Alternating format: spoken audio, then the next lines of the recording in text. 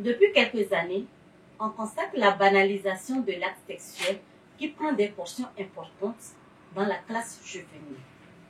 La fuite de certaines vidéos sextées donne de choux gras aux médias sociaux qui en font leur plat matin, midi et soir. Qu'est-ce qui explique cela? Les femmes sont-elles actrices ou victimes? Nous allons tous le découvrir à travers notre thème de ce soir qui est filmer ces ébats sexuels. Les femmes sont-elles actrices ou victimes? Restez toujours à notre compagnie. On se retrouve juste après ceci. Vous êtes étudiant, professionnel disposant des notions de base en comptabilité. Le cabinet d'expertise comptable KG Afrique & Associates vous offre une formation 100% pratique en comptabilité, audit et fiscalité. Avec des formateurs expérimentés et compétents, ressortez aguerris tout en bénéficiant d'un stage de perfectionnement si vous êtes meilleur de votre promotion.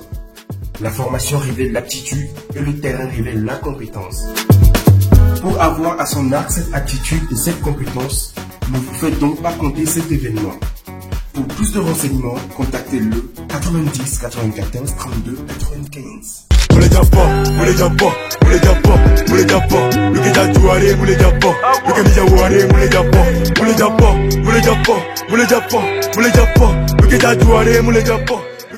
De retour sur ce plateau, pour animer ce panel, je ne suis pas seule. Je suis avec monsieur Assio Fulbert, psychologue clinicien. Bonjour monsieur Assio. Bonjour madame. Comment vous allez? Je vais très bien. Nous vous remercions d'avoir accepté notre invitation. Merci également à vous. Merci à vous. Et de monsieur Labat Komloma aussi. Bonjour monsieur. Bonjour. Comment vous allez? Très bien. Nous vous remercions de nous avoir accordé votre confiance en acceptant encore une deuxième fois notre invitation. Tout le plaisir est pour. Et comme à l'accoutumée, nous sommes avec Likovine. Bonjour Likovine. Bonjour. Comment tu vas? Je vais bien et toi? Ça va, et la journée? Ça se passe bien. Alors, transporte-nous dans ton univers à travers la rubrique Une minute un mot. Bonjour très chers téléspectateurs. J'espère que vous allez bien. Alors, bienvenue dans ce nouveau numéro, Une minute un mot. Une rubrique que vous aimez tant et qui vous permet de vous démarquer de la masse. Alors, aujourd'hui, nous allons à la découverte du mot dévoyer, ce qui signifie détourner du droit chemin, entraîner dans l'erreur. Et comme exemple, sans parler, sans agir, il semble qu'elle ait troublé son cœur, dévoyé son esprit, l'ait affaibli et égaré. Un autre exemple pour enrichir, on le respecte énormément, c'était un immense artiste et la chanson était écrite comme un hommage qui a été un peu dévoyé. J'espère que vous avez apprécié et aimé ce nouveau mot. On se retrouve dans un autre numéro. Merci. Merci Likovine. Nous revenons dans le vif du sujet à travers la première question que je m'en vais poser à M. Fulbert. M. Fulbert, sur le vous, qu'est-ce qui amène les jeunes à filmer leurs ébats sexuels? Merci d'abord pour la parole. Merci pour cette opportunité. Et permettez que je vous félicite pour ce sujet-là choisi parce que de nos jours ou ces derniers temps, ces dernières années, même ces dernières heures, je vais dire, c'est une question qui est vraiment sur la table et qui fait beaucoup écho dans diverses situations que nous traversons chaque jour sur les réseaux sociaux, un peu partout, dans la vie des gens et tout. Alors, à cette question, je vais d'abord dire qu'il y a plusieurs raisons, mais il faut dire que ces raisons sont quand même individuelles. Ça va d'une personne à l'autre, en fait. Mais il faut retenir la question du fantasme. Pour les personnes qui émettent l'idée de se filmer, il y a d'abord une fantasme qui est quelque part là. Une fantasme de vouloir l'assouvir qui existe. Alors, à part cela aussi, on peut avoir, disons, un peu d'autres motifs selon les études et les entretiens individuels aussi. Juste pour s'amuser, on veut se faire filmer, ou juste pour augmenter l'excitation sexuelle, on veut aussi se faire filmer. Voilà par quelques motifs que je peux énoncer par rapport à ce besoin, à ce qui pousse les gens à aller se faire filmer. Il y en a tant d'autres quand même. Je ne sais pas si M. Labat a quelque chose à ajouter là-dessus. Oui, pour ajouter à ce brillant exposé de Fulbert, il faut dire qu'il y a l'envie d'apprécier soi-même ses propres performances sexuelles et aussi l'envie de s'exhiber de vivre sa sexualité en toute indépendance. Parce qu'avant, on nous confinait. Et donc, les gens veulent se revoir après l'acte. Comment? Il y a aussi cette envie-là de faire comme les autres, d'imiter les autres. Et maintenant, il faut se poser la question du pourquoi. Pourquoi cette envie? Et je crois pour ma part que cette envie est née de la sexualisation de la vie quotidienne, sinon du monde, de la commercialisation de l'acte sexuel, tout à caractère sexuel, toute chose que nous faisons alors de nos jours a un caractère sexuel. Des BD, des bandes dessinées à la télé, jusqu'à à l'emballage du chewing-gum, il y a quelque chose qui ramène au sexe. Donc,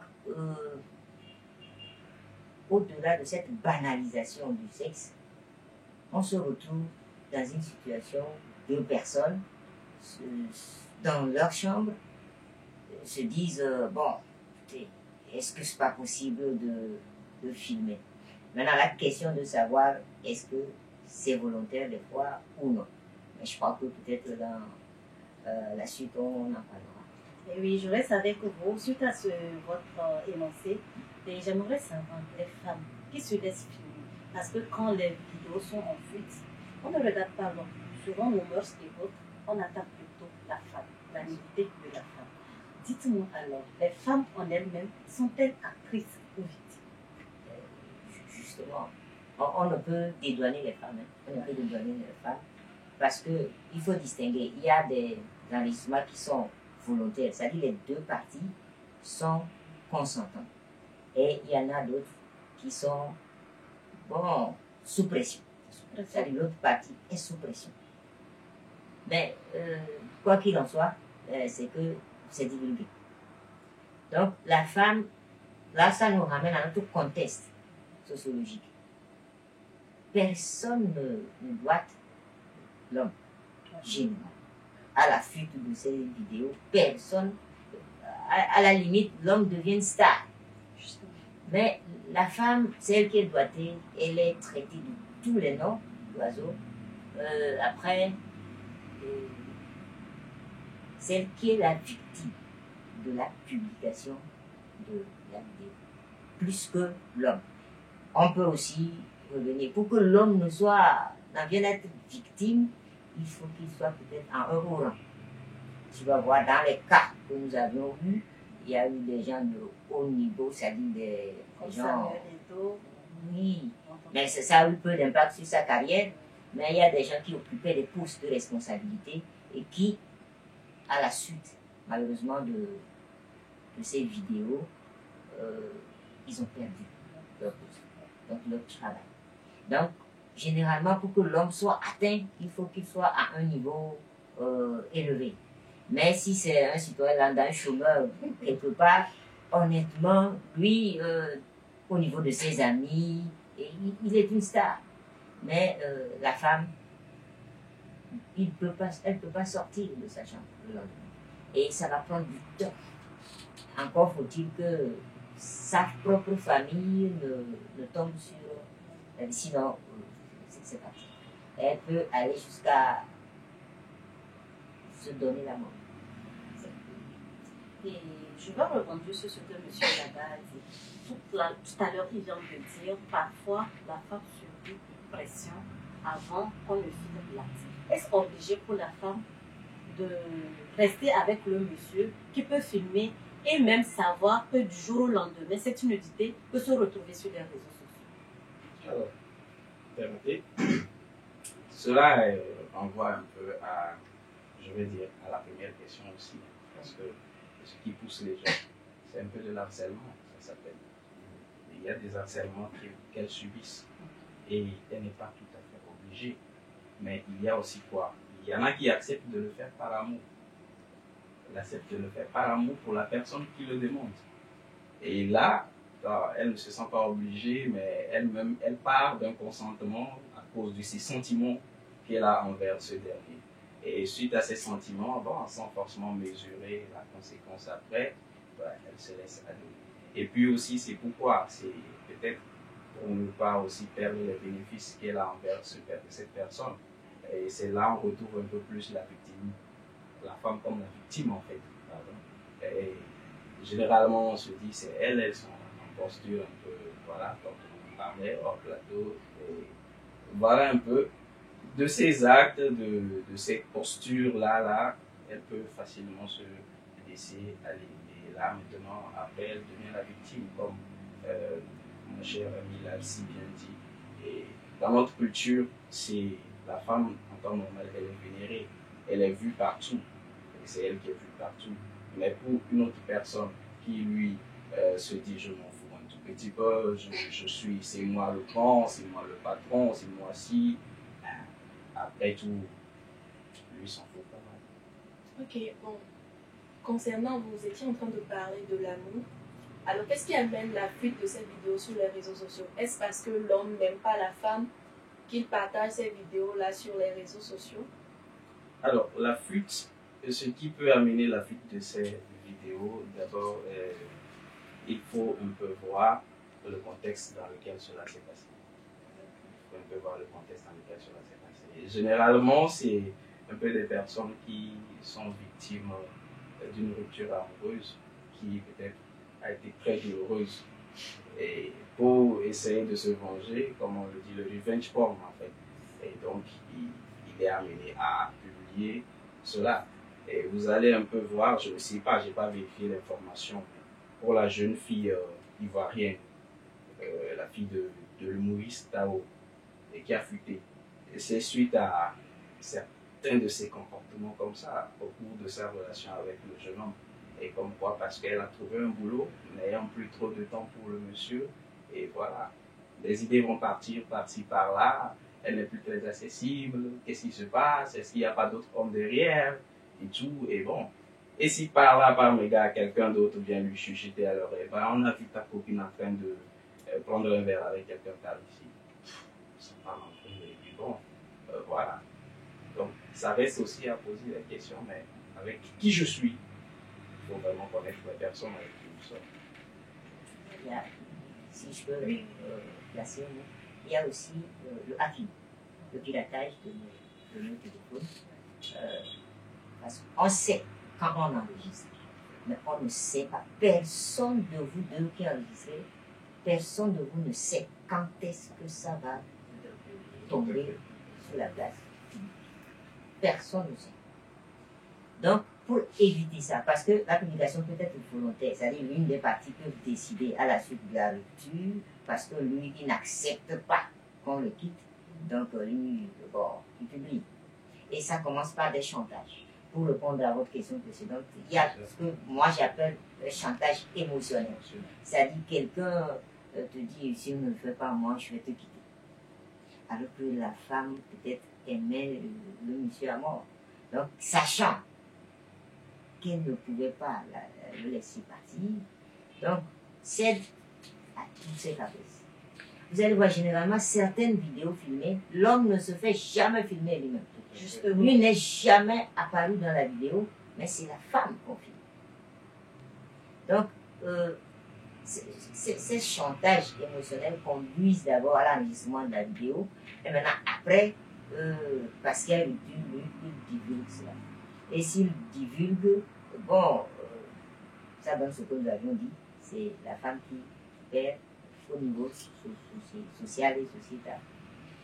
Je reste toujours avec, au niveau sociétal, quelles sont les conséquences qui en découlent de cette publication sur la vie de la femme? Les conséquences, elles sont multiples. Oui, parce que j'ai parlé tantôt de la perte de sa dignité. Il y a ça. La femme perd, ou les deux parties perdent leur dignité, mais surtout la femme. Parce que c'est à elle, on dirait que ce serait difficile que tu aies un mari plus tard. Parce que si tes enfants voyaient ça plus tard, tu penses que... Mais à l'homme, personne ne dit ça. Personne ne dit ça à l'homme. Parce que lui, c'est une performance. Donc, à la femme, on lui dirait ça. Donc, elle perd cette dignité sociale. Et personne ne le respecterait. On va la taxer plutôt de pute, de femme facile, excusez-moi ce terme-là, de femme facile. Donc, elle risque de se culpabiliser à vie.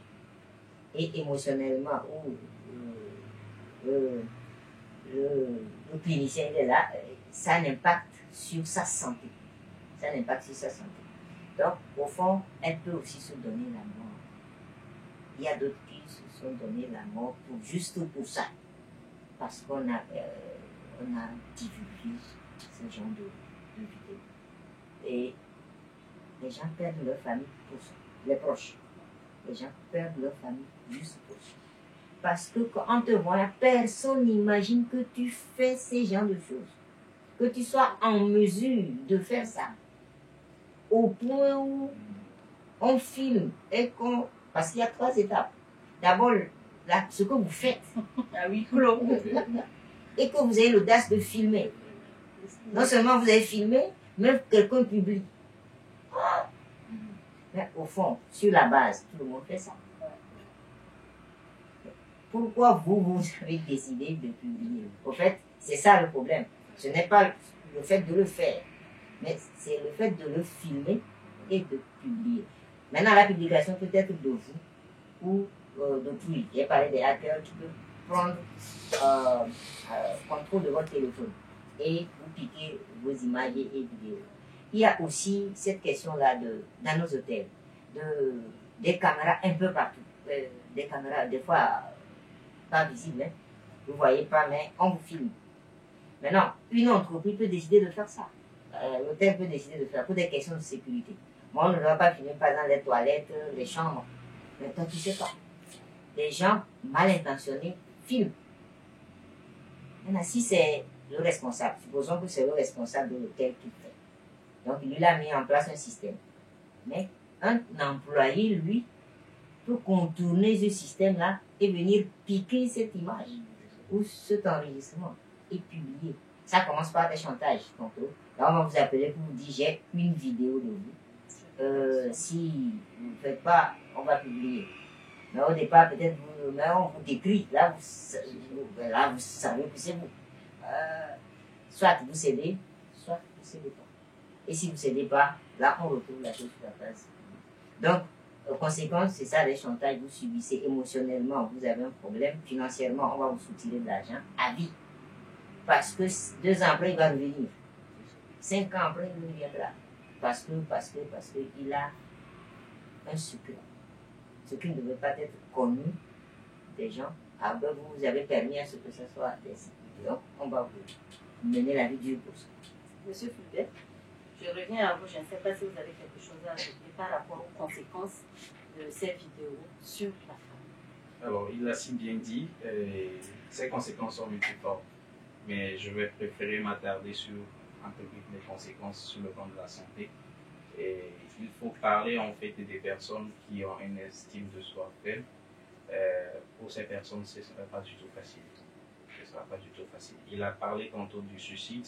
C'est l'une des conséquences les plus graves qu'on puisse y avoir par rapport à ces actes-là. Alors, devant aussi ces actes, il faut reconnaître que les personnes sont très susceptibles de faire une dépression. Et un repli sur soi qu'elles peuvent vivre tout au long quand même de leur vie, ou voire même ce qui va d'ailleurs conduire à la mort en fait chez ces personnes, parce que vivant en intérieur, vivant dans une situation toujours introvertie et ayant une haine par-ci, par-là, et puis de la colère à tout moment. On va vivre des sauts d'humeur ou un rien du tout. Vous allez voir cette personne qui va complètement changer d'humeur. Et ça, ce sont de l'autre conséquences. Et ce qui va entraîner aussi des troubles mentaux chez ces personnes-là. Et donc, c'est pas facile du tout. Mais pour des personnes qui ont une estime de soi quand même forte, bon, ils peuvent facilement transformer ces situations-là en bonnes conséquences. En apprendre de ça. Développer un peu ce qu'on appelle la paranoïa par rapport à tout ce qui sera réseaux sociaux, tout ce qui sera peut-être une personne qui prendra mon portable. On a toujours l'œil dessus. des codes par-ci par-là pour jouer de la sécurité pour elles. Et donc, pour ces personnes-là, je vais un peu parler de la fille camerounaise à Tanga, certaines s'échappent ou s'échappent à Tanga qui publiait ses luttes en Europe. Oui, cela me permet en même temps de rebondir parce que pour ça aussi, il y a la question du buzz. Il y a la question du buzz qui peut naître chez des personnes. Alors, on a envie d'avoir quand même une cote, d'avoir une popularité, et une vue, et bon, voilà, on peut décider tout simplement de faire cette pratique-là. Et c'était justement le cas de cette jeune fille-là. Mais ça lui a coûté quand même cher. Elle a fait de la prison, elle est revenue. Oui, pas longtemps même, j'essayais de me balader encore sur YouTube. Mais actuellement, elle fait des vidéos conscientisantes. Le revirement de la situation. Tout à fait. Vous voyez un peu. Donc, elle a quand même tiré le son, elle a appris de ça, et maintenant, elle transforme ça en énergie positive pour d'autres personnes. Plus que la dernière fois par Négra, c'est comme ça Lolo Beauté, influenceuse ivoirienne. Voilà. Donc, elle était en direct, c'est parti intimement, se sont fait voir. Elle a été traduite à la justice. Tout à fait. Et elle a pris conscience, donc j'espère que ça ne va plus se reproduire. Voilà. D'ailleurs, parlant de ça, j'aimerais, si vous permettez, et cette question des influenceurs aussi, qui est là. Vous savez, la sextape a commencé avec le cinéma. C'est avec le cinéma que cette question-là a commencé. Alors, dans le cinéma, nous avons la possibilité, voilà, d'exposer certaines parties de nous et tout. Et tout ça, ça fait un effet chez les personnes qui suivent. Alors, il a tantôt parlé quand même des acteurs pornographiques de Griff, même s'il n'avait pas nommé le nom. Mais c'est ça, en fait. Et on a envie de faire comme eux. Donc, le suivisme à un moment de ces actes-là, elles peuvent nous amener, voilà là où ça peut nous amener. On marque une petite pause, on se retrouve juste après ceci. Vous êtes étudiant, professionnel disposant des notions de base en comptabilité. Le cabinet d'expertise comptable KG Afrique & Associates vous offre une formation 100% pratique en comptabilité, audit et fiscalité. Avec des formateurs expérimentés et compétents, ressortez aguerris tout en bénéficiant d'un stage de perfectionnement si vous êtes meilleur de votre promotion. La formation révèle l'aptitude et le terrain révèle la compétence. Pour avoir à son arc cette attitude et cette compétence, ne vous faites donc pas compter cet événement. Pour plus de renseignements, contactez le 90 94 32 95.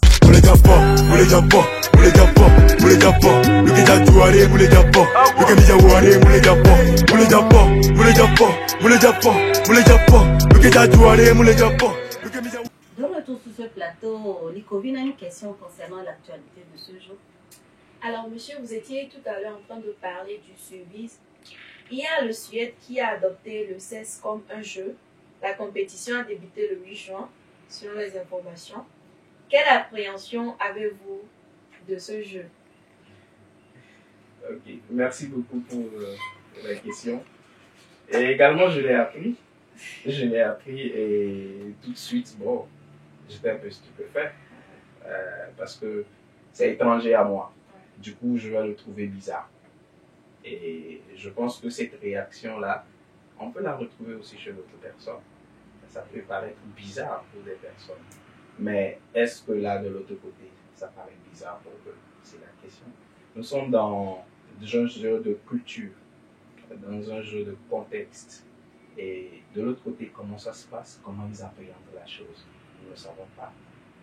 Porter un jugement sur leur pratique, ce sera peut-être, je ne sais pas, me tirer des flèches ou m'attirer peut-être leur revolver. Mais bon, je dirais que est-ce que c'est tout qu'il faut voir? À nous de peut-être essayer de contextualiser les choses chez nous. Et si ce n'est pas une bonne pratique, bien sûr, que chacun se fera sa conception des faits sur la chose. Mais je crois que de façon morale, ce n'est pas vraiment bien à exposer ce genre de pratiques. Ce n'est pas bien à exposer. Et dans notre contexte africain, ou togolais surtout, où on dénonce un peu la dépravation des mœurs, je crois que c'est une des actes ou un acte qui est condamnable, de est-ce que ce n'est pas faire de la pornographie légalisée? C'est la question. Voilà ce que je peux dire. Pour ma part, je crois que c'est la confirmation de la banalisation de la sexualité ou du sexe. C'est-à-dire, on veut nous faire croire que désormais, le sexe est un sport. Et donc, on verra plus tard des deux compétiteurs, des gens qui vont compétir et avoir un trophée. Sur quelle chaîne? Personne ne sait. Et il a dit tantôt, est-ce que ce n'est pas de la pornographie légalisée? Parce que pour un sport, c'est à but lucratif. Donc, au fond, il faut avoir des audiences, des gens qui vont aller voir le spectacle et peut-être diffuser sur des chaînes. Et donc, c'est pour dire que le monde où il faut dire que des gens se retrouvent, réfléchissent sur qu'est-ce qu'on va faire pour que cela marche. Ça, on doit faire ceci, on doit faire cela. Il faut que nous aussi, en tant qu'Africains, en tant que Togolais, on commence par réfléchir. Sinon, on va tout consommer. Parce que dans 10 ans, 20 ans, ce sport-là serait un sport olympique. C'est ça. Parce que ça réunit et on viendra ici dire que bon, il faut que les Togolais s'entraînent pour... Alors que nous, on a besoin de moyens. Hein. Et si quelqu'un peut nous faire prendre l'avion, ok, d'accord. C'est trop facile. Je vous rappelle, c'est comme ça que les choses intègrent nos mœurs. Et au fil du temps, on finit par le trouver normal. Avant la zoophilie, je fais un crochet pour dire qu'avant la zoophilie, l'homosexualité était dans la même famille. Jusqu'au moment où des gens ont décidé que non, ce n'est plus une maladie, que ce n'est plus une infraction, et que c'est normal que deux personnes de même sexe se mettent ensemble. Et que nous, nos chercheurs, nos intellectuels, nos dirigeants ont du mal à investir dans la recherche, à investir dans la réflexion critique pour contrecarrer, parce qu'il faut opposer à l'autre des raisonnements convaincants. Et si on n'a pas, on n'a pas. Parce qu'il faut s'affirmer. Si on ne s'affirme pas par des raisonnements cohérents, bon, on finira par nous dépouiller de nos mœurs. C'est vrai qu'on défend, mais jusqu'à quand? C'est ça la question. Un sport, le sexe, c'est un sport national. C'est vrai qu'on dit, excusez-moi entre parenthèses, que celui qui fait un coup fait tel nombre de kilomètres. Ok. Donc on viendra nous dire plus tard que se débarbouiller, c'est un sport. C'est-à-dire, mais si c'est un sport, est-ce que cela fait de ce sport-là un sport public ou à but lucratif? Restant dans le même contexte, il y a une vidéo que j'ai suivie l'autre fois. Il y a le jeune blanc qui disait à sa maman que maman je t'aime. Elle a bien répondu. Et la maman africaine, le jeune disait maman je t'aime. La maman a répliqué tu es où? Rentre vite à la maison. Exactement parlant de ça, il y a des cultures en Afrique. Mais aujourd'hui, je vois que plus les mamans aussi sont tournées à apprendre à imiter les cultures européennes. C'est-à-dire, parlant de là, en Afrique, tu ne peux pas voir une maman embrasser peut-être son mari devant son enfant. Mais aujourd'hui, les gens le font. Et puis, c'est comme un plaisir devant l'enfant. Donc, est-ce que les choses là, comment vous le trouvez? Oh, pour moi, je pense que c'est les mêmes personnes qui nous disent qu'il y a des choses qu'on ne dit pas devant les enfants. Ouais, qu'il y a des choses qu'on ne fait pas devant les enfants.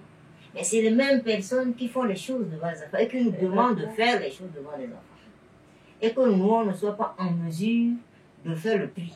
De dire, oui, ça, ce que vous me dites, ça, on peut le faire, ça, on ne peut pas le faire. Nous, on fait tout, on conçoit tout, on accepte tout, on laisse faire tout, on mélange tout. À la fin, nous-mêmes, on ne se retrouve pas pire.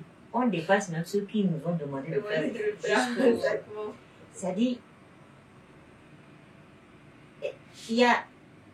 c'est inconcevable qu'un enfant parle aisément du sexe en public, devant ses parents. Il y a une certaine chaîne chez nous, en Afrique, au Togo. Mais désormais, ce n'est plus une gêne. Ça ne gêne aucun enfant de parler de son sexe, de parler de la sexualité, publiquement. Ça ne gêne personne. Pourquoi c'est devenu comme ça?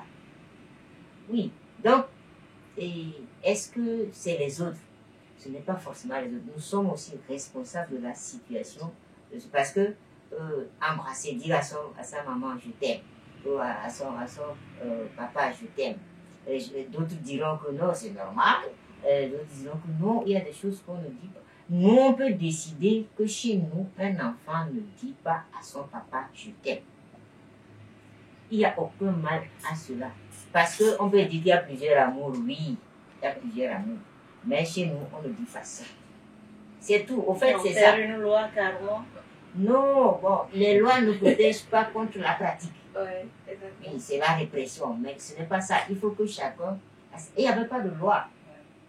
Mais les gens comprenaient que ça, non, c'est pas bon, ça on ne le fait pas. Ça, on peut le faire, ça, non.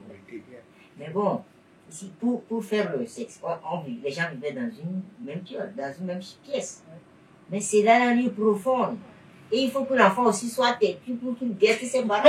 Oui, non, en fait, c'est la réalité, ça. Oui. C'est la réalité. Mais les parents ont pris leur disposition. Sauf qu'on ne peut pas empêcher quelqu'un qui fait semblant de dormir de pouvoir. Justement. Donc, mais ici, c'est bon, c'est bon. Envie. Ok, on va évoluer dans nos échanges. Quelles sont les approches de solutions qu'on doit mettre en place pour diminuer le risque des fuites des vidéos sur les réseaux sociaux? Ok. Merci beaucoup. Comme disposition à prendre, je pense que dans un premier temps, il faut vraiment aller à la sensibilisation. Il faut d'abord aller à la sensibilisation. Il faut passer de l'information aux gens sur ces genres de pratiques-là. Les conséquences que ça peut déjà entraîner, comme ce que nous faisons déjà, et je vous remercie encore une fois. Et c'est des pratiques comme ça qui peuvent amener quand même à conscientiser les uns les autres sur la question. Il faut sensibiliser beaucoup sur l'utilisation des réseaux sociaux. Aujourd'hui, beaucoup de personnes savent comment utiliser le TikTok, mais ils ne savent pas comment utiliser le TikTok à bon escient. Il faut quand même aller vers là. Et je suis un peu écœuré d'apprendre que les Chinois qui ont mis l'application sur place ont également un autre TikTok où ils ne font que publier des startups. Il faut valoriser leur création. Et je ne suis pas ça. Mais où en sont-nous? Vous voyez un peu. Ça revient toujours à la pratique et au copiage que nous faisons. D'accord? Il faut savoir ça.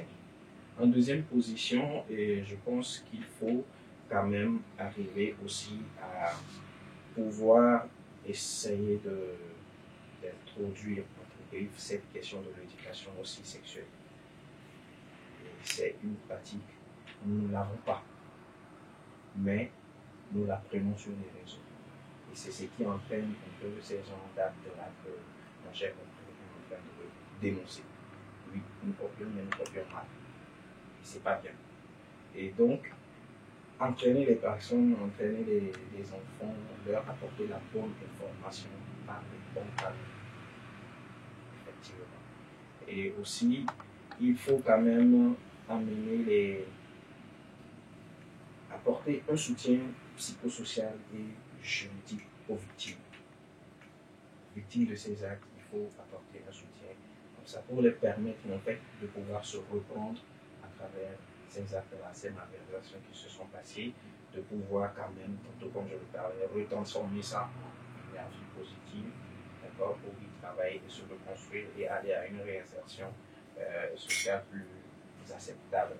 Et ça, bien sûr, je pense que nos amis juristes aussi sont là, et aussi les psychologues et tout, ils sont des travailleurs sociaux aussi, et les sociologues et tout ça sont là. Et je pense que ça revient toujours aussi à la question de l'investissement dans la recherche aussi. Il faut vraiment apporter cet investissement-là pour pouvoir aller vers ces pratiques-là. Et pour finir, je dirais tout simplement, il faut quand même arriver aussi à contrôler ses envies. Le contrôle d'envie, c'est quelque chose qui s'apprend. Ça s'apprend. Il faut toujours aller vers les personnes spécialisées qui peuvent vous apprendre ça. Ce n'est pas seulement il faut tomber malade ou il faut faire ci ou faire ça avant de consulter. Non. Il faut consulter pour une difficulté, pour prévenir. C'est comme ça. Et c'est la question de l'affect, c'est les émotions qui entrent en jeu. Et ça s'apprend en fait. Et donc, la plus grande ou recommandation que je peux faire plutôt, c'est ne pas du tout filmer. Pas du tout filmé. Ne pas du tout filmer. Et je reviens, monsieur, là-bas, en tant que juriste, quelles sont les lois régies par le Togo pour punir la fuite des vidéos? Avant de répondre à votre question, qui est purement juridique, je pense qu'il a bien cité la meilleure des solutions, c'est d'éviter de filmer. Faisons tout ce que nous voulons, mais ne filmons pas. Pourquoi? Parce que tu ne sais pas qui prendra contrôle de ton téléphone. Même si c'est avec ton téléphone que tu l'as filmé, tu ne sais pas qui demain prendra contrôle du contenu de ton téléphone. Donc, du moment où tu n'es pas en mesure de protéger à 100% ton téléphone, ne garde rien dans ton téléphone de compromettant, surtout ces genres de vidéos. Donc, c'est la meilleure solution pour éviter la fuite. Sinon, s'il y a enregistrement, le mot fuite est là pour ça. Donc, c'est ça. Pour revenir à votre question, je pense que le législateur n'a pas normalement parlé de fuite de vidéos, mais il parle de publication, de diffusion d'images ou de films et à caractère sexuel, on peut parler comme ça. Donc, il y a plusieurs infractions. Il y a l'infraction qui nous ramène sur le fait que une des parties soit victime de l'autre. Là, on a l'abus, l'infraction qu'on appelle l'abus. Et l'abus, comment? Non. L'abus sur l'ignorance de la personne. La faiblesse de la personne. C'est ça. L'abus sur l'ignorance et la faiblesse de la personne. C'est parce que tu vois que, bon, émotionnellement, la fille là, tu joues d'elle. Il y a d'autres femmes aussi qui sont comme ça. Il y a parce que connaissant l'amour que le monsieur a pour lui, lui dicte des choses à faire. Donc, il y a cette infraction qui est punie, clairement. Donc, il y a le chantage aussi. Ce sont les infractions qui gravitent autour de ce que je vais dire très bientôt. Il y a le chantage qui précède la divulgation. Parce que généralement, c'est parce que la personne n'est pas satisfaite. Parce qu'il a chanté, il est fatigué. Bon, d'accord, il décide. Tu résistes, il publie. Donc, ça précède généralement. Donc, c'est aussi une infraction. Il y a l'outrage aux bonnes mœurs. Ça, c'est la divulgation ou le fait d'écrire ou de diffuser ces genres de trucs qui portent atteinte à nos mœurs. Donc, il faut aller définir ce que c'est. Le juge va définir, on saura ce que c'est que les mœurs. Et nous avons nos mœurs différentes des mœurs des autres. Donc, toutes ces vidéos-là sont attentatoires à nous. Ça, c'est clair. Donc, c'est à caractère pornographique. Donc, c'est attentatoire. Il y a l'outrage public à la pudeur, qui aussi est une infraction qu'on peut utiliser pour t'avoir, pour te réprimer sur la divulgation de ces images-là. Et maintenant, il y a, je crois, une dernière infraction qui peut être utilisée, c'est l'outrage à la pudeur, je crois. À la pudeur. Donc, il y a 5 infractions qui peuvent être retenues contre vous. On appelle ça le chef d'accusation. C'est-à-dire le procureur, lui, liste ça, et maintenant, sur le terrain, on verra ce qui correspond exactement à votre infraction. Et on va vous coller ça. Ça part de 6 mois de prison à 2 ans, à 3 ans, une est de 1 an à 3 ans de prison. Donc, vous pouvez être enfermé juste parce que vous avez diffusé une image. Maintenant, la question c'est qui l'a diffusé? Qui l'a diffusé? C'est des fois difficile de trouver l'auteur de la divulgation. C'est pourquoi moi, pour une solution, il faut trouver un moyen pour contraindre les gens de ne pas se filmer. C'est vrai qu'on rentre dans la vie privée, mais il faut qu'on en arrive à cela. C'est dès lors qu'on voit ta publication à la place publique, on te prend d'abord pour avoir filmé votre débat sexuel. Pas celui qui l'a publié, hein, vous-même. Surtout ceux qu'on voit eux-mêmes se filmer là. Alors, je ne parle pas de ceux qui se font filmer à leur insu. Il y a ça aussi. Il faut clairement qu'on commence par prendre ces gens de choses. Ce n'est pas normal. Donc il faut créer des tests spécifiques pour ces gens-là. Maintenant, la loi ne règle pas tout pour moi. Pour moi, la répression, c'est après.